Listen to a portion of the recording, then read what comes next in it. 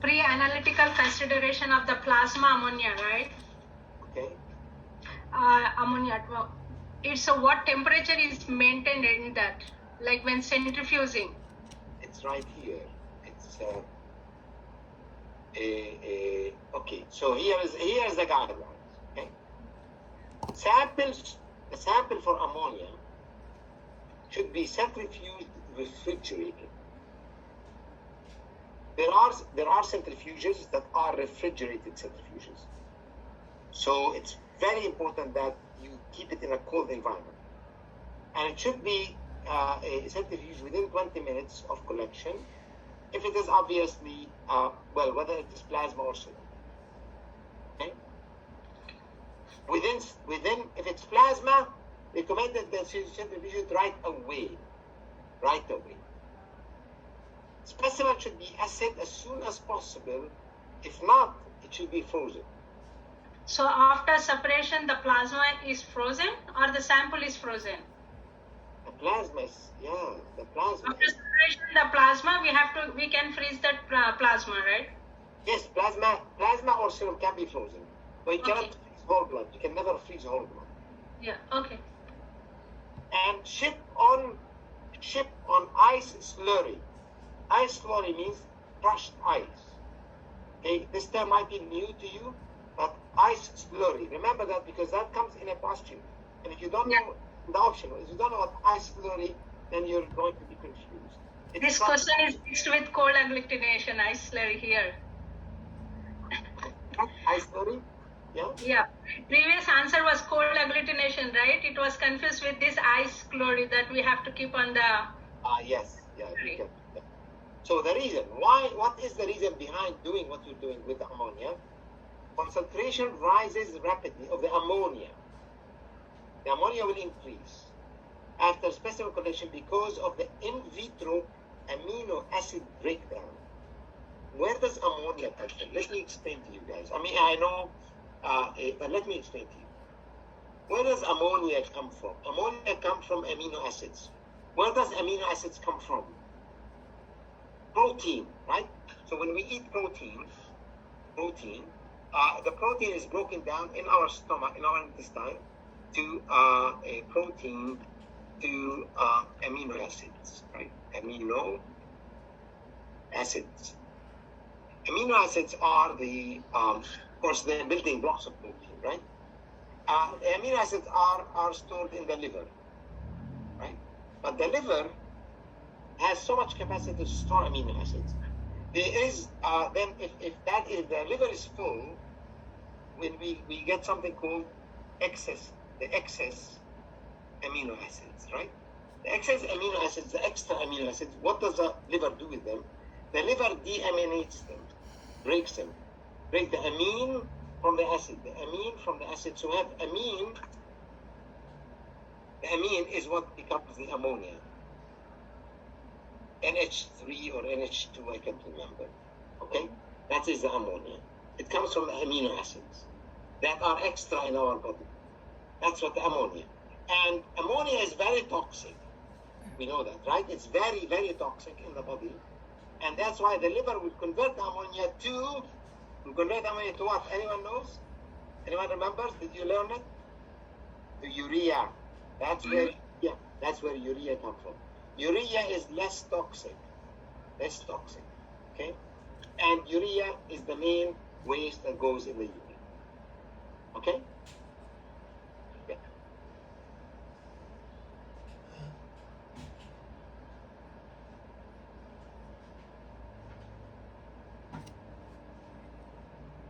Okay, so what they're saying here is a concentration of ammonia rises rapidly after specimen collection because of in vitro amino acid breakdown, right?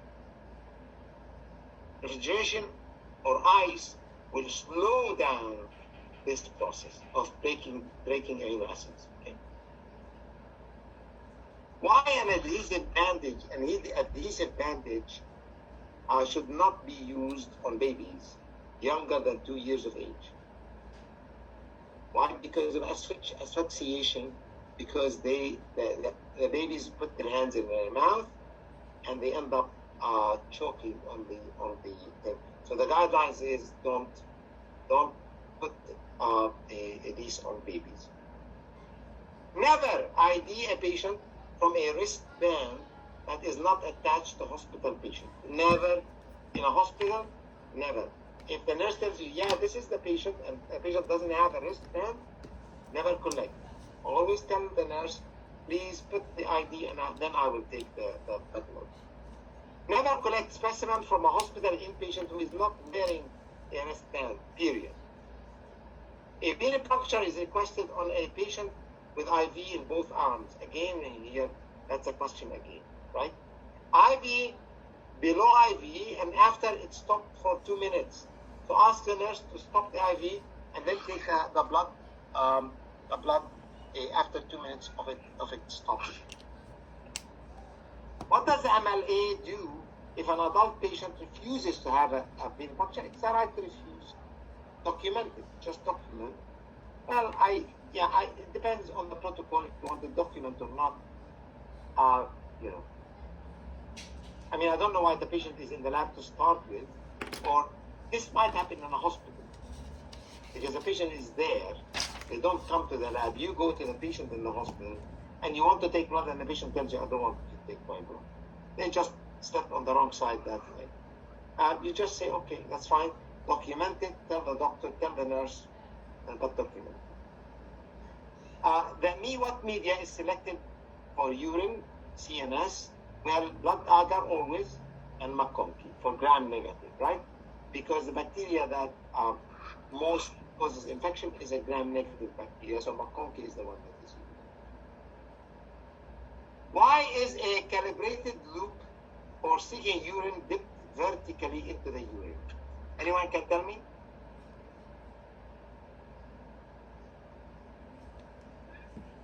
What's the To question? get the right amount of blood. Collect the right amount, exactly. It's calibrated loop, and you need to pick up only that amount of urine in that loop. That's correct. Here, thank you. Yeah. To correct the right volume. What media is used to inoculate CSF, blood agar, chocolate agar, and thioglycolate? Okay, just remember those. Fixative used for gram staining. Remember, I think you might have learned how to use heat fixing. It's not wrong, but remember that no one nowadays uses heat fixing. Everyone uses methanol. Because heat fixing is not practical. And methanol can preserve the cells for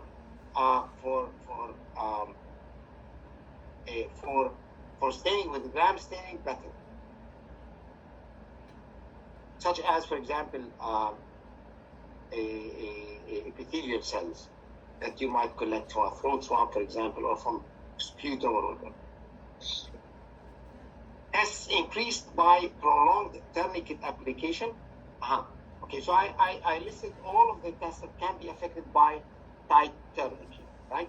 Albumin, ammonia, calcium ionized, cholesterol, coagulation, tight tourniquet, too tight. Okay. But PTH is one of the option too, right, sir? When we are tightening too tight. What is it? What is the option? PTH, if it is the tourniquet is too tight. Well, not on every patient, Azra. Okay. That if the tourniquet is too tight on some patients, on patients who have problem with their clotting system, will show pitaki, but not any patient. No.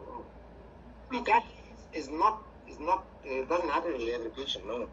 Pitaki is an indication that the patient is having clotting problem. Okay. Okay. What is a cryostat? Anyone want to tell me what a cryostat? Taking the apparatus for cutting fine slices. Okay, it's a microtome inside the freezer. Frozen section. Yes, frozen sections. Yes, thank you. Yes, Sapanos, thank you. It's for frozen section. It's used for frozen section. It's a microtome inside the freezer. That's the rheostat. It's used for stat histology. What is the most critical part of blood culture collection, and what is the most important requirement of blood culture collection? Okay, so be careful here. The most critical is skin antisepsis, and the most important is the blood volume. Okay, so know the difference between the two, because critical and important sounds like the same thing. Okay, critical is more important than important. You agree with me? Critical is more important than important. Right? So skin antisepsis comes first. You must cleanse for the 30 seconds or 60 seconds repeatedly by going up and down, up and down, up and down by rubbing, right? With the chlorhexidine, and then you want to make sure that there is enough volume of blood in one bottle. Why aerobic bottles is collected first? Because if you collect anaerobes, anaerobic bottle, the air from the tubing is going to kill you, right? That's why aerobic bottle is collected first, because the air in a tubing, the tubing of the butterfly tubing, will get into the bottom, and it's aerobic bacteria. It doesn't matter. It loves the air. It's fine. Okay. In TDM or therapeutic drug monitoring, how long after taking medicine orally blood should be collected? That is called the peak sample. You know, peak and trough. Remember peak and trough. Trough is when the bottom of the level, and peak is the peak level, right? It should be collected after the medicine is taken between 60 and 120 minutes after. So between 1 hour and 2 hours, that is the peak, okay? That is when the medication inside the body peaks, right? I'm not sure if you've seen this graph, but so you've taken the medicine here, and this is where the peak starts, okay? But then, of course, as the amount of medication in the body will go down, and that's the time for the second dose, right? They tell you take every 4 hours, you take every 6 hours, right? Because you want to maintain a certain concentration always in the blood, so that you can kill the bacteria, or you can, if it is antibiotic, or if you want to thin the blood, or whatever it is that you're doing. Peak and trough. As a disinfectant, is phenol corrosive? Phenol is absolutely corrosive, right? It's the same as hypochlorite. Corrosive means that it can damage the skin, corrode the skin, okay? Never remove contact lenses prior to emergency eye irrigation. So if you splashed your eye with a chemical, and you're wearing contact lenses, they tell you don't try to remove the contact lenses. If need be, remove lenses after irrigation has begun, after you splashed with water, or after you put the water on the eye. When is anaerobic culture jar incubation container is opened? Well, the guideline is anaerobic media incubated in anaerobic jar for 48 hours. In general, culture should not be exposed to air, to oxygen, until after 48 hours. Okay, remember that. That is very important. Okay, because anaerobes are most sensitive to oxygen during that log phase of growth. The log phase is when they are really making babies, right? When they're multiplying, right? So you don't want to interrupt that with exposing them to air. So don't open it until after 48.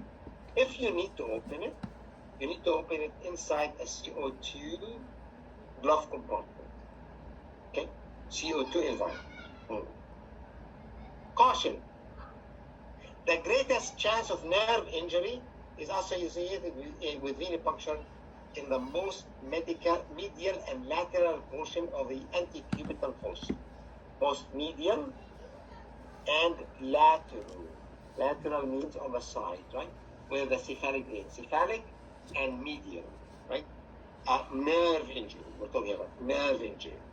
The basilica vein is the one that is close to the brachial artery, and that's another danger, right? So this is why. So how would you avoid a nerve injury? How would you avoid nerve injury? The last option, we have to select the basophilic if we won't get. Then in this we can. No, nerve injury is caused by you getting into a place where you're not sure where the vein is. Blind probing? Probing or fishing, whatever we call. Yeah, so never do that because you will not damage the nerve. I've had patients that come back with like pain from the nerve. Okay? Nerve is being touched somewhere. An unconscious patient may be able to feel pain and move when you insert the needle. Does an unconscious patient feel things? Yes. Yeah, they are unconscious. Why are you assuming that they don't feel? If they are unconscious, they're just unable to tell you, oh, you're hurting me. But they're screaming inside. Right? Okay? So an unconscious patient may be able to feel pain and move when you insert the needle. Even paralyzed patients, they're paralyzed doesn't mean that they don't feel. Please be careful. Anyway, we said that you never collect blood from a paralyzed hand. Never. So it may be necessary to have someone assist you by holding the arm during the draw. Because an unconscious patient, they don't know what you are coming to do. All of a sudden, they feel pain in their arm, and they pull the arm, and they might hurt themselves and hurt you. Okay. What kind of transmission infection has been passed from patient to patient through medical worker? So the medical worker is dealing with one patient and going to another patient. What kind of transmission is that? Is it airborne? Is it droplet? Is it vector or contact? Is it contact? Is it indirect? Indirect. So none of these, but it is indirect. Okay, it's contact transmission, but it is indirect contact transmission.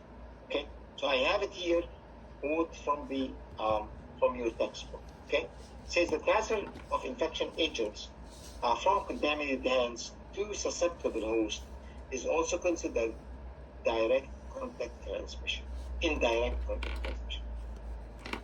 Okay.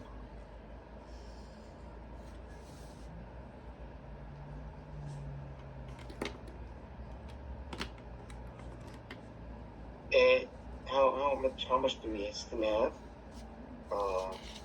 Okay, guys, we're done. I'm going to just finish it up and then we'll go over. Okay. Very quickly. Typical criteria for rejection of ABG specimen. So here is the ABG thing. I have to move that question in the beginning to here. If there are air bubbles in the specimen, if there's hemolysis, okay, especially when we do electrolytes on ABGs, right? ABGs, we do electrolytes. So if it's hemolysis, it's going to affect the potassium. Improper transportation temperature. Remember, room temperature, we keep it at room temperature. Okay, improper room temperature is a room temperature past 30 minutes. It should be on ice if it's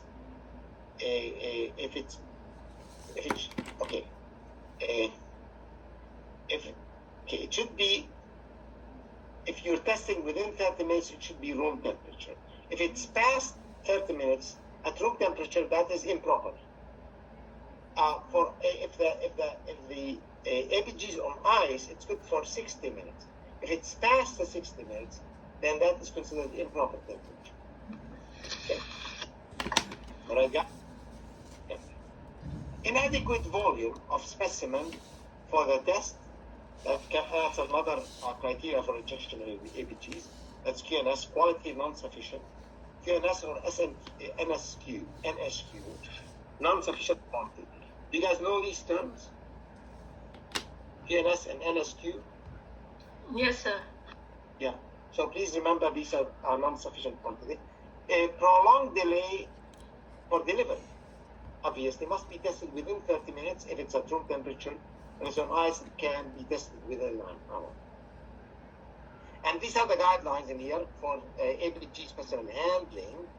Collected into heparin-coated plastic syringe, turnaround of time 30 minutes room temperature. Collected into heparin-coated glass tube, deliver on ice, turnaround of time is 60 minutes. Do not expose to room air. Specimen can be an arterial gas or it can be a venous gas. So there's ABGs and there's also VBGs. Any one of you collected VBGs in your placement for venous blood gas? Okay. Yes, sir. You One did? of my supervisor, no, sir, I didn't, but one of my supervisor did, and she did what she directly insert the bottle to the Vacutainer lindle. She is not using the butterfly needle, sir. Did she use a tube, regular tube, green tube? Yes. Green tube. Okay, for VBG. Yeah. I know that it is available, and I know it's not very widely available, but the ABGs, of course, are done in a hospital setting usually, because that's where most concern. But VBGs, and I'm not really sure why they do VBGs, and I don't know how accurate it is, but or what they look for, but I know it is done. 354, how the biohazard waste, including blood tubes and so on, disposed in the lab? Well, and how it is treated? Well, it is disposed commercially in the lab. It's commercially disposed, right? So you always have a company that comes to collect that blood, and what they have, the way they treat it is by autoclaving. Okay, so please write these down. Commercially disposed. We don't deal with those biohazards in our lab, and it is treated. It is treated by autoclaving, not by incineration, not by any other means. Okay, autoclaving. So they have like rooms, autoclave rooms, right? Like walk-in freezers. They have walk-in autoclaves. Okay, these commercial biological waste companies that come to our lab to collect them. Have you encountered them in your lab sometimes? No, in the school. Yeah. Can we take blood from a patient while standing up? No. Never. No. Why you don't collect blood from a patient standing up? Because the flow of the pressure of the blood may be slowed down. That's not a good reason, Azra. If they faint, they will fall. Yes! If they faint, they will kill themselves. And you will die next. Because they will kill you next. Because you killed the patient. Because you took a blood from a patient standing up. Never, ever, never. Because the patient may faint. That's the main reason. Peripheral blood smear was done. What test is ordered? Obviously CBC. Remember, I don't know why they asked the question, but it's CBC. If CBC includes a blood film examination. The role of MLA in the histology department, is receiving, accessioning, maintaining tissue processor, archiving slides of and tissue blocks. So these are, all of them are what you are able to do in the histology. NPO, I don't know why they asked about NPO. NPO is nulla per os. Stands for nulla per os, which is nothing by mouth. That's in Latin. Now I don't remember there is any test that we do in the lab that is nulla per os. Usually for patients who are going for surgery, and they're going to be injected with a freezing for for freezing, for whatever you want, anesthesia. Always provide detailed explanation or information to the patient to ensure that they are aware of what you intend to do. What do we call that? When you need to provide information to the patient, explain to the patient what you are going to do. What do you need to get from your patient? Informed Consent. Right? You tell the patient, I'm here to take your blood. Are you okay? Very important. And if they ask you, you tell them what is the blood, why are you doing it? Obviously, the blood is the easiest thing because they know why they're doing blood. It's foolish. But if it is, if a doctor wants to do a surgery, they have to explain everything to the patient. They tell the patient there is a 3% chance that you might die. They must say that. They ask, why are they telling me I may die if I'm doing a hernia operation? Well, they have to do that. What is the chance? Maybe 1 in 3 million people, but they have to do that. Okay. Non-verbal signs of anxious patient. This is part of communication. A part of non-verbal communication is understanding patient cues, and that is by body language. Okay? And if the patient is, if you are, and the scenario here, you are, the patient is talking to you, is telling you something, but you're not responding. And the patient gets angry and show this face. So you're not going to have a picture like this to tell you what is the feeling of the patient. They're going to tell you in the option, tight eyebrows, intense frown, narrow eyes, and downcast mouth. That is all meaning anxious patient. Okay? That's part of communication. And you need to know that these words, all of them, mean anxious patient. Like this. What are you doing? Ready to knock you with their arm, with their box, okay. So, first thing to do when a patient faints, safely remove the tourniquet and then the needle, and stop the procedure. When doubtful about or unable to identify a patient at the hospital ward, who do you turn to? The nurse. The nurse in the nursing station. She's the one that knows the patient, and she must help you with identification of the patient by placing a band around the thing. The most common healthcare associated pathogen is Clostridium difficile. It used to be MRSA, but Clostridium difficile surpassed the MRCA. Okay, MRCA stands for methicillin resistant Staphylococcus aureus. I think we talked about that before. Right? Methicillin resistant Staphylococcus aureus. Clostridium difficile is usually the result of heavily antibiotic patient. Okay, because of antibiotics. Surpassing Staphylococcus aureus. That was 5 years ago. That changed. Okay. So please remember, this is a question in a psychology exam.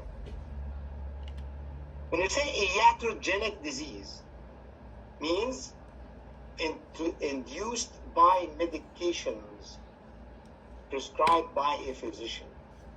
Iatrogenic disease, after a medical or surgical procedure. It's caused by the hospital. It's caused by the so you can refer to the patient getting Clostridium difficile, C. difficile in a hospital because of medication, right? So that is called iatrogenic. So that's why I have them the two side by side. Incubation of mold, 30 degrees Celsius. Okay.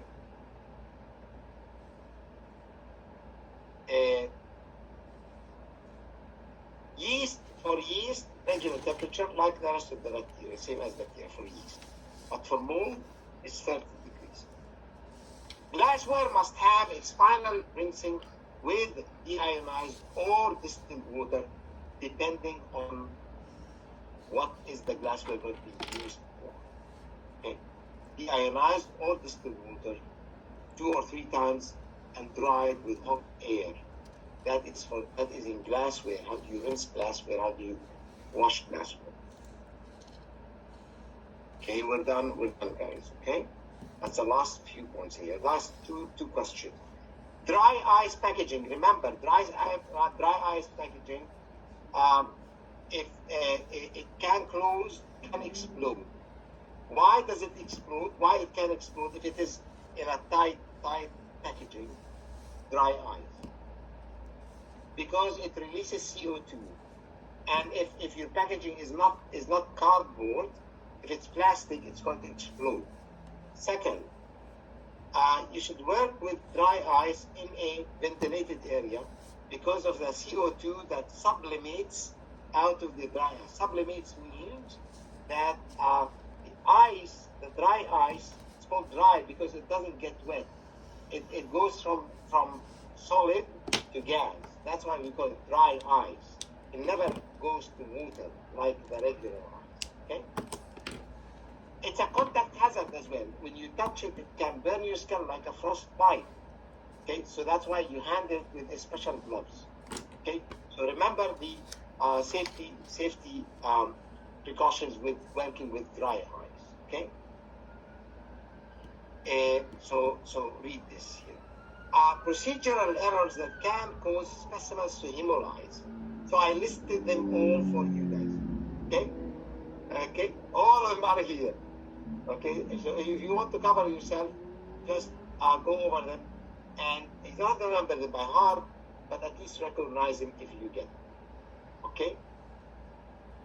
And the last thing is review the attached microbiology specimen storage and handling. I send it to you.